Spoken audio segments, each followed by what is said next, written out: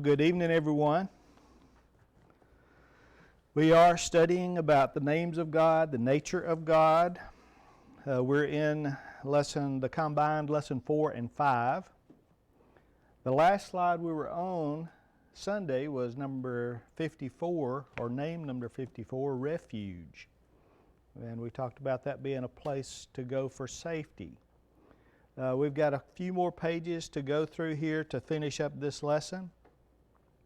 And then we will go back and do the questions. I think he covered the quote lesson 4 questions, and so we'll go through the lesson 5 questions. And also be thinking, looking back through, if you have other comments you want to make for any of this section that you didn't get to make maybe, we'll maybe have time for that.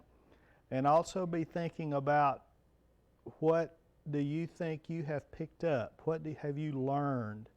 What has struck you about the nature of God from these descriptions of God that we've gone through? And we'll do that as part of that review. Okay, refuge, place of safety, referred in that way many times through the Scriptures. And we talked about what refuge means. Okay. Any other comments on that, since that's the one we ended up on and kind of stopped? Okay. The next one is rock. And the reference here is 1 Samuel 2:2, which is part of Hannah's prayer when she brought Samuel to dedicate to the Lord and leave him at the temple. And in 1 Samuel 2 and verse 2, there is none holy as the Lord, for there is none beside thee, neither is there any rock like our God. A rock like our God. So what does that bring to your mind? Something solid. Solid? Yep, it reliable, unchanging, trustworthy. We use the mountains and stuff for the president, military to take refuge. Yep. And that rock is impenetrable. But Yeah. this says there's not a rock like God. Yep.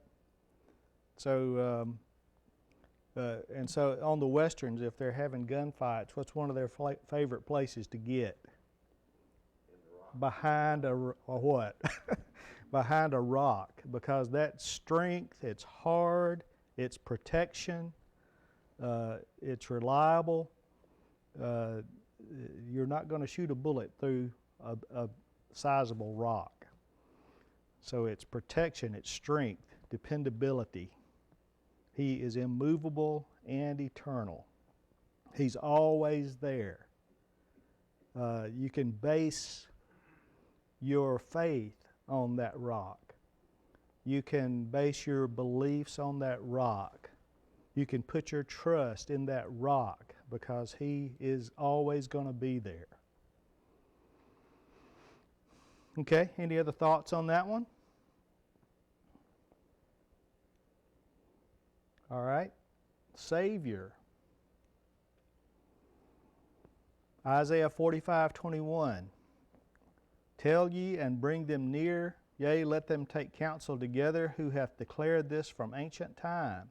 Who hath told it from that time? Have not I the Lord? And there is no God else beside me, a just God and a Savior. There is none beside me. Isaiah 45. So in this case, Isaiah is quoting God, quoting himself. God is saying, there is no God besides me, a just God and a Savior. So God thinks of himself as a Savior. And obviously, to those who believe in the God of the Bible, there is none beside the living God, as we talked about last time.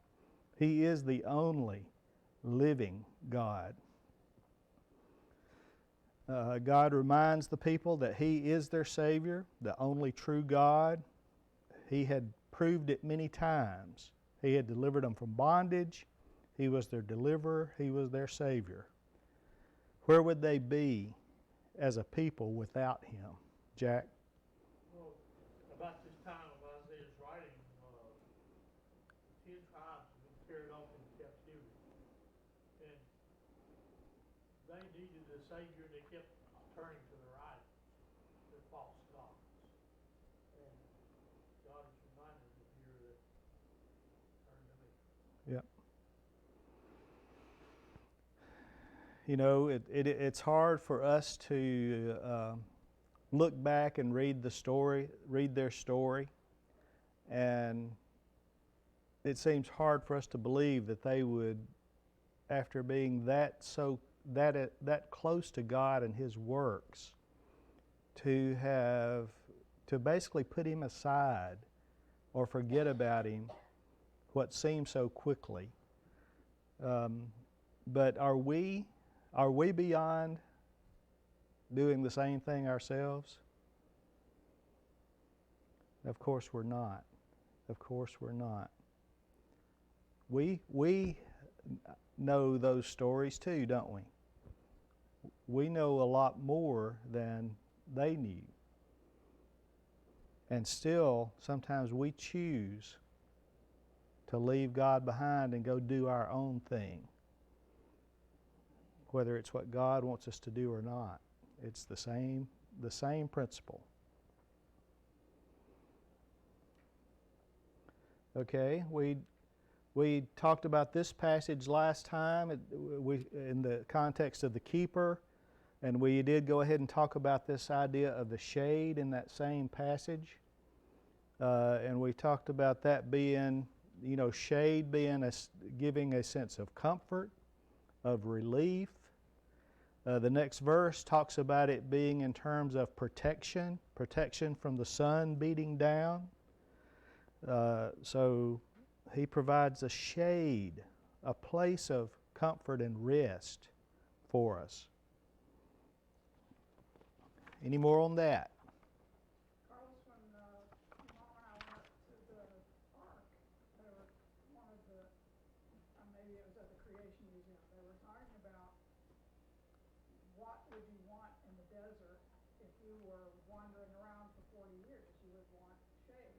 And Yeah. the cloud that followed the Israelites was that exactly. Yeah. So that really impressed me. I hadn't thought about it that way before. And if you were out in the desert often, you would highly value the thought of shade, wouldn't you?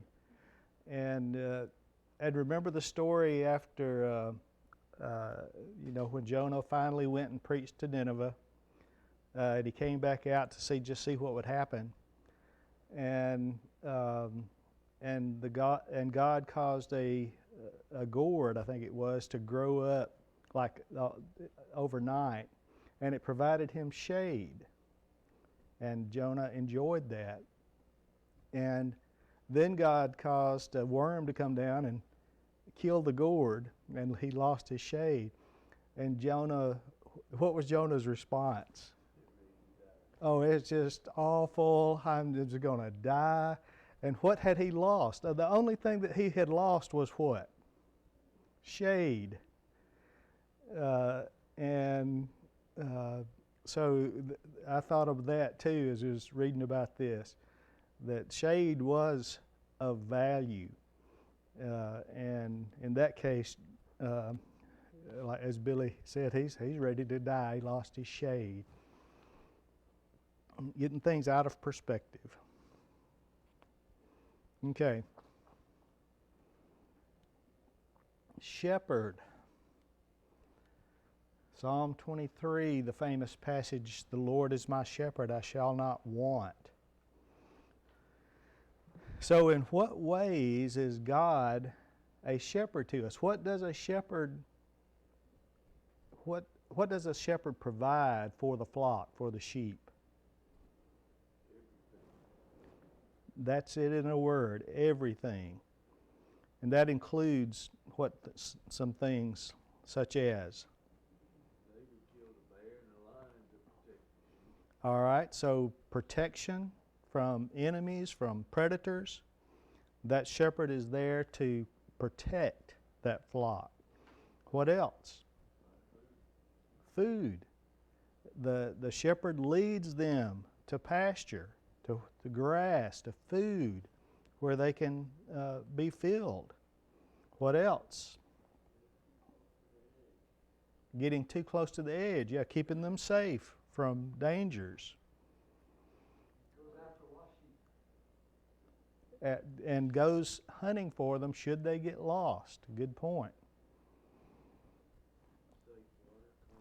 Okay, good water source. He leads them to the water source. So, as Billy started out saying, everything, the sheep is dependent on the shepherd for their sustenance, for their protection. They have to trust that shepherd, that he's not going to lead them somewhere they don't need to be and that would be bad for them. So the Lord is our shepherd. So even though we might be walking through the shadow of death, we don't have to be afraid of evil or of Satan if we have put our trust and we're taking our leadership from our good shepherd. The Lord is my shepherd. Any other thoughts there?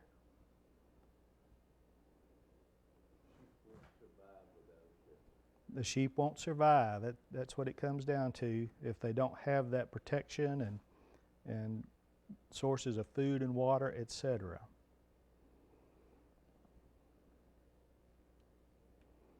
All right, shield. It's quoting, this is Psalm 5:12, not 6:12. But it says, "For thou, Lord, wilt bless the righteous. With favor wilt thou compass him as with a shield." Now, is this the same shield that we've talked about before? It was called a buckler. Pardon? No. Nope. Not the same thing. What's the difference? This is a hide behind shield. All right. This is not the small shield that's on your arm. So if you're doing battle with a person-to-person battle with a sword and a shield to block the other guy's sword, that's the buckler, the small shield. This is talking about the large shield that the person could get down behind, and if they're being attacked with arrows, that would save them from the arrows. If you saw Lord of the Rings, you saw some of those. Okay. He's praying for protection from his enemies. The Hebrew word behind shield refers to the large, full-bodied shield that warriors crouched behind to protect them from arrows, not to be confused with the small buckler shield. So, but God is both shields, right? He is protecting us.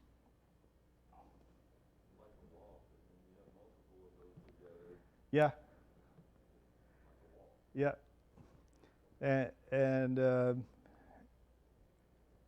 the Lord of the Rings and other war scenes that you see, you'll see many in that front row will make a wall with those. They'll just get next to each other and just form a solid wall against those arrows. Okay? Song. Now that's kind of different from the ones that we have been looking at so far. In Isaiah 12, "Behold, God is my salvation. I will trust and not be afraid, for the Lord Jehovah is my strength and my song. He also is become my salvation." Okay, so there's that strength again. We've seen many variations of that theme. But song, what does that make you think of? The Jehovah is my song.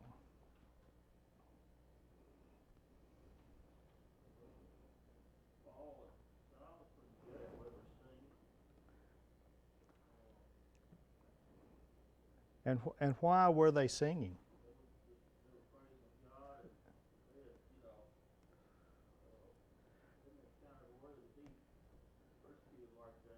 Right?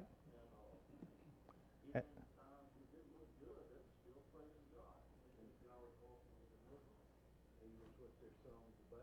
He was what their song was about. And they had joy, didn't they? They truly still had joy inside, even though their circumstances, we would all say, man, that is awful. You are inside a jail in high security, in chains, and you decide to take off singing? Pardon? They had been beaten? Yep. So there was joy there. And internal, it's that peace that passes understanding. They had that and were still able to express joy even under what we would consider terrible circumstances. Their goals were on that banner out front of them, that heavenly home, that serving the Savior. And so with that frame of mind on a spiritual plane, then they're able to express joy. And so some notes I wrote down is if you think of someone as your song, it reminds me of when Julie was just a toddler. One of the pets we had, I think it was Missy, a little black dog that we kept in the house. And she said, whenever I think of Missy, I smile inside. And I thought, well, that is very expressive for a little thing, But that joy inside is what makes you want to sing, and what makes you want to break out in song. You see, a lot of times in celebrations, there would be singing, dancing because of some great event that had happened, and so those are the kind of things I think of. If someone is your song, it's what brings you happy and makes you feel like you want to sing.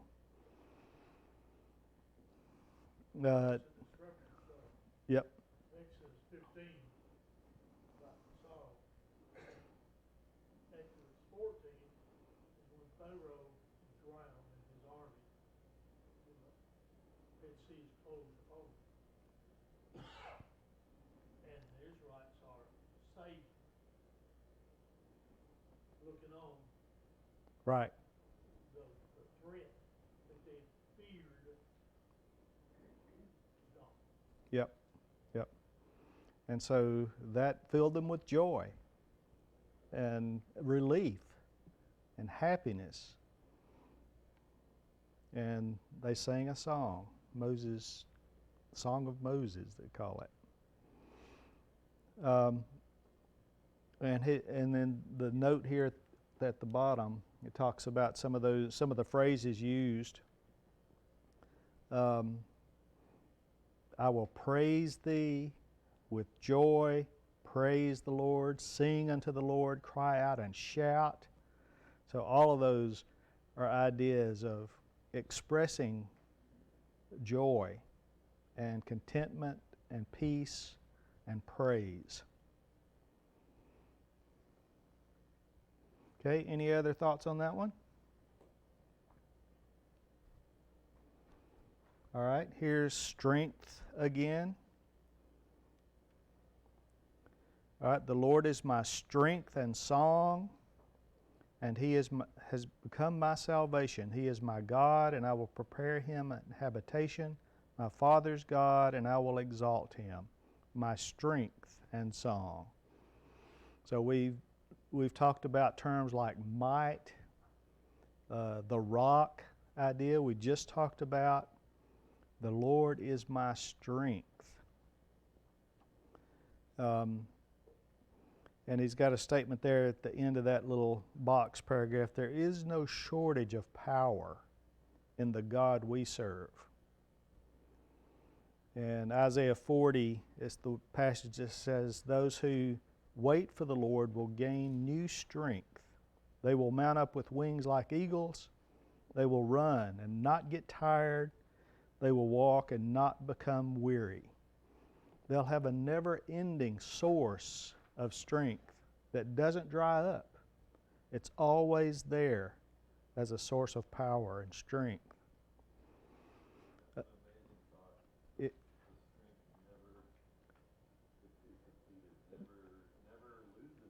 yes, right. It doesn't take much nowadays, I find out. Yep. But that source is always there for us spiritually. And we can draw from it continuously at all times. Good times, bad times, it's there. Yep. That's right. You can stay full of strength. Make me think of Psalm number 356. If Jesus goes with me, I'll go anywhere. Yep. Psalm 46:1, which it mentions there too, says, "God is our refuge and strength, a very ready help in time of trouble. Therefore, we will not fear, though the earth shakes and the mountains slip into the heart of the sea." We have that strength. There's no need for us to fear. Satan will flee from us if we just draw from that strength.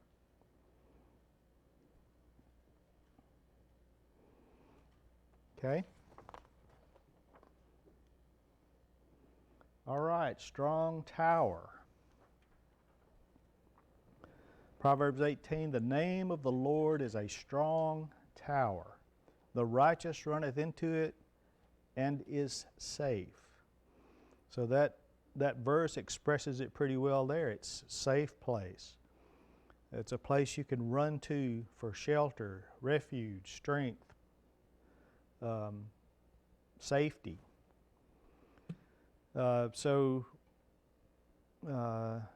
These towers back in those days would be on perimeter walls. Sometimes there would be an internal tower that would be like a secondary wall. Again, I learned a lot of my military information from Lord of the Rings, but but they often had the outside walls, you know, and then the inside there would be yet another barrier like a tower. So if the orcs got past the first wall, they could rally and get to the tower or that inner sanctum, which provided them yet more safety. Remember when Joab was out fighting the battle after David sinned with Bathsheba, so David had given instructions for basically to let Uriah get killed in battle. And how did Joab accomplish that?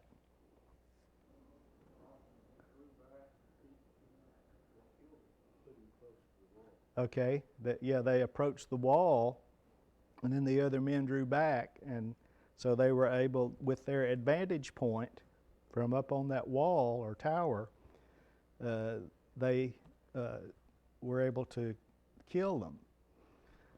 And I remember in Joab's instructions to the messenger that was supposed to take the information back to David, he said, if you tell about us getting killed because we got too close to the wall, David is going to jump all over you and me for letting that happen. Because he referenced back to an incident in 2 Samuel. Do anybody remember what that was? Yeah, it was Abimelech, Gideon's son. Abimelech came up to a wall, and a lady dropped a upper millstone off the wall and killed him with it. And when Joab is telling the messenger, David is probably going to say, "Why are you so stupid to get up close to that wall? Don't you remember the story of how Abimelech got killed by a woman throwing a millstone off the wall? And they can shoot you down with arrows from the wall." And Joab said, "Now when he says that, you say, 'And Uriah the Hittite also fell.'" And so that's what happened. And but it does demonstrate that it was well understood. You don't just walk up to somebody's wall or tower in your battle. It's strong. It's a good defense.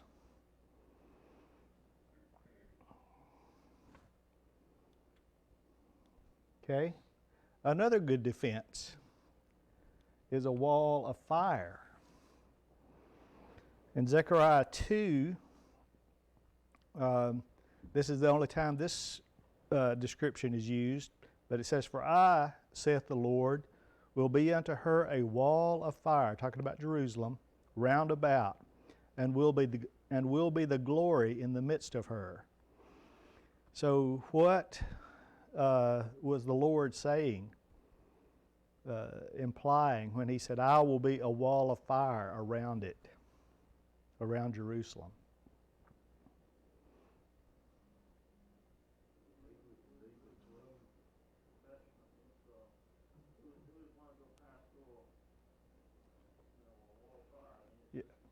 Are men going to walk through it? Are horses going to ride through it? No. It will be impenetrable for enemies. Billy, were you going to say?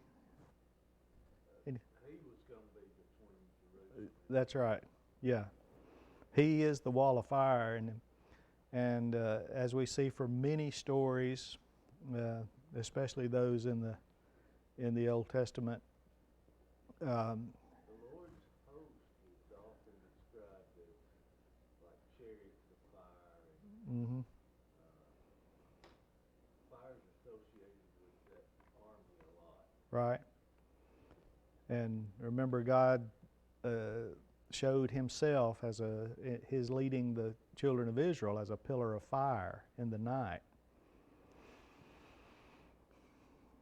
So, if God is fighting the battle, you may be out there involved in the battle, but you're not the one determining the outcome of the battle.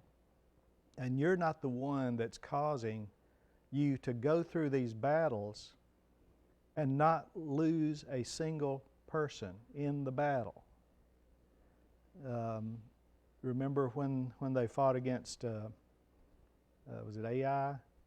And they lost like 30 men in the battle. And they thought that was just awful, awful. Why? Because they weren't used to losing those kinds of numbers, having thousands or even tens of thousands of soldiers in a battle. It's just amazing to think about. God was fighting their battles. And when he was, there was no competition. There was no option on the outcome. God is going to win.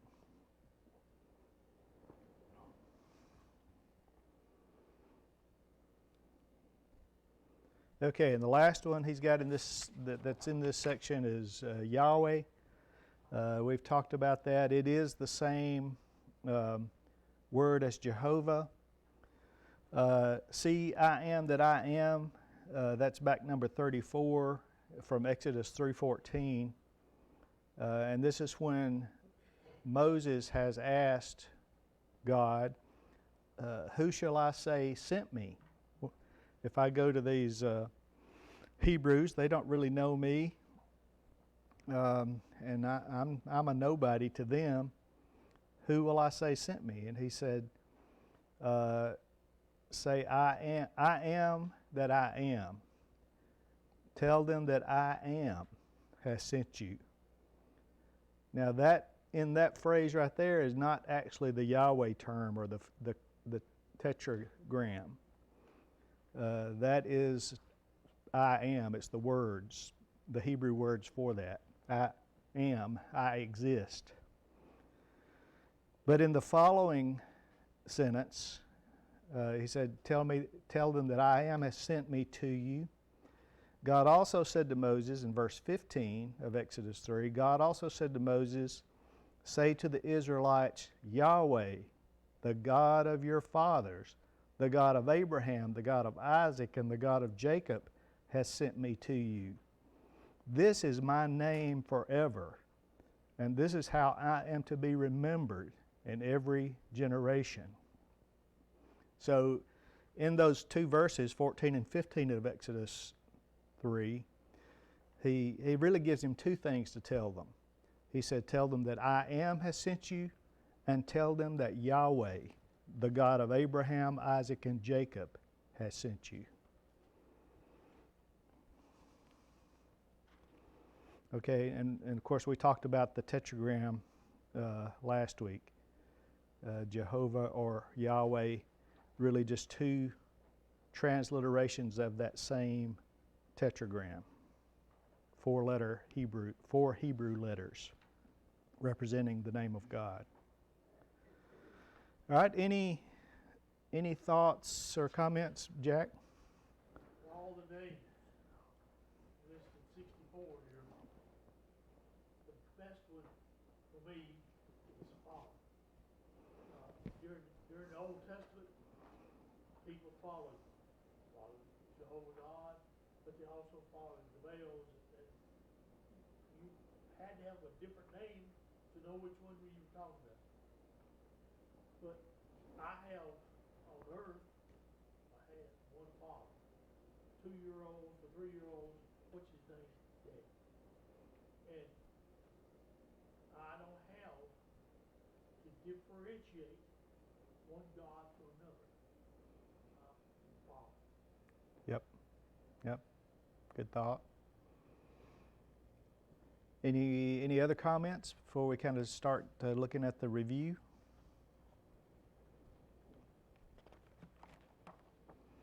Okay, so at least if you left your questions at the first of your section, you go back and there's a lesson 4 set of questions and a lesson 5 set of questions. And I think we went through the lesson 4 questions. If y'all take a look at that, does that seem right to you? I remember talking about He is a consuming fire. He is the Word. He is Creator of Israel. Okay. All right, so let's look at the next section, which is the lesson 5 questions. It has page 11 at the bottom. And as we go through these, just I'll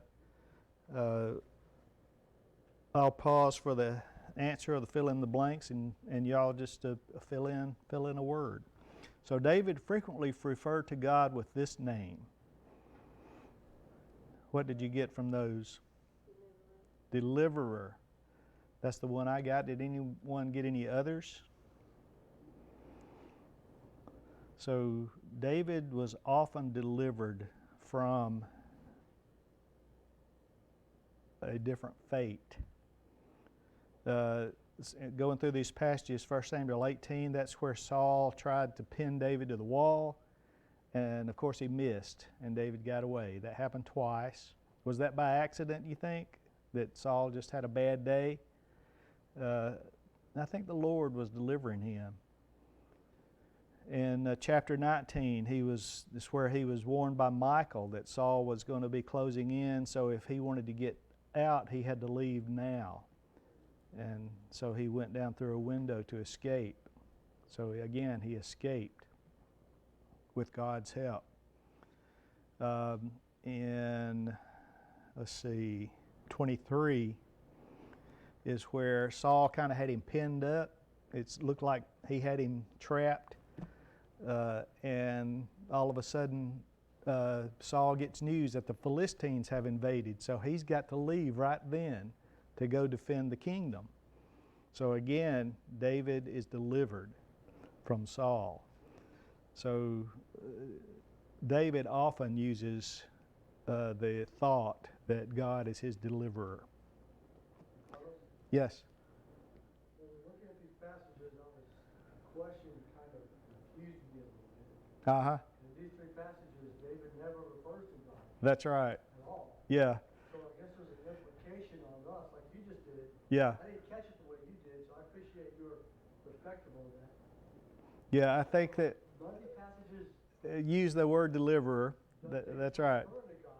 Yes. Deliverer is. So I think it was just the way I took it was that these were just some of examples when David was delivered through God's providence. Appreciate that. Yeah.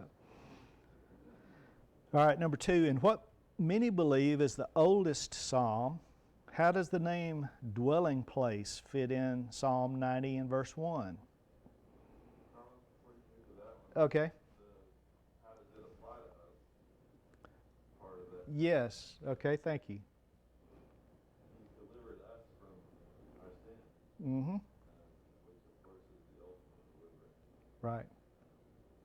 And you think back to how that kind of corresponded to the deliverance of Israel from bondage Yep. out of Egypt. We've been delivered from our bondage of sin. Yeah.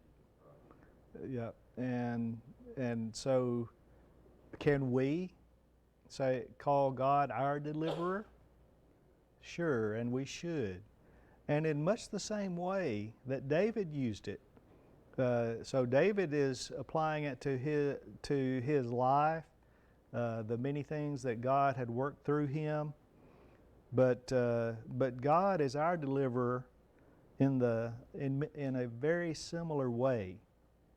Pursues us just like that Saul pursued David. And Yep. every temptation he throws at us, God provides a way of escape. Right. In Romans 8, all things work together for good to those who love the Lord. So, how is that true? It's because God is active in our lives. If He can ensure that all things work together for those who love Him, then He's taking an active role. In 1 Corinthians 10:13, He doesn't allow us to be tempted beyond what we're able to bear. How can that be true? It's because He is actively involved in our lives, and this is an example of how He delivers us. He delivers us from those temptations. Okay, thanks for that. Okay, number 2, and what many believe is the oldest psalm, how does the name dwelling place fit in Psalm 90 and verse 1? If God is our dwelling place, let's go ahead. Who is the psalm attributed to? Moses. And how is God a dwelling place for us, and how is it for David? A dwelling place is a place where we feel comfortable, we can feel secure, safe. Some place we can long for when we are out in the troubled world. Yep. So in this way, God, for us today, is a dwelling place. If I am dwelling within His principles, in His will, His guidance, His path that His Word lightens for us, Mm-hmm. then I can feel comfort from that. And is there a safer place than living in God? We live here in a temporary house, Right. and really our dwelling place is saved with Him. That's right.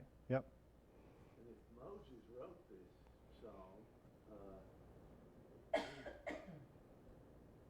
left Egypt, which was a foreign country in the first place, in a way, And then he went to Midian, spent a lot of time there, and in all the wilderness wanderings and so forth. God was the consistent thing in all that. Yep, yep. And in Acts 17, the statement there, in Him we live and move and have our being, in that true God. So from that perspective, we exist in God, we live in God, and of course God dwells in us. We are His temple. So God dwells in us and we dwell in Him. Okay, so we will stop there and let Walt pick up at number 3 on the review.